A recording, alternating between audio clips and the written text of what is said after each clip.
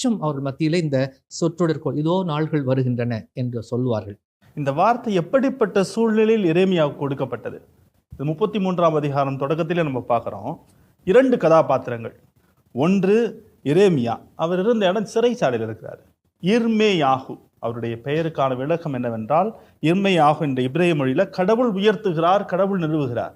கடவுள் உயர்த்துறவர், கடவுள் நிறுவுறவர் எங்க இருக்கிறார்? ஜெயிலில் இருக்கிறார்.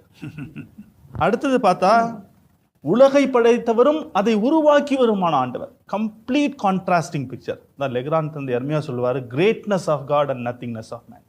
கடவுளுடைய பெருந்தன்மை, கடவுளுடைய பேரிரக்கம், மனிதனுடைய இயலாமை. அப்படிப்பட்ட இருக்கிற சூழ்நிலையில தான் ஆண்டவருடைய வாக்கு எரேமியாவுக்கு கொடுக்கப்படுது. இது எரேமியாவுக்கு இல்லை, தந்தை அவர்கள் சொன்னது போல இந்த பாபிலோன் அடிமைகளா இருந்த மக்கள் தன்னுடைய கோயிலை இழந்து, நிலபுலன்களை இழந்து, சொந்த பந்தங்களை இழந்து, அந்நிய தேசியத்தில் அனாதைகளாக, அனாதை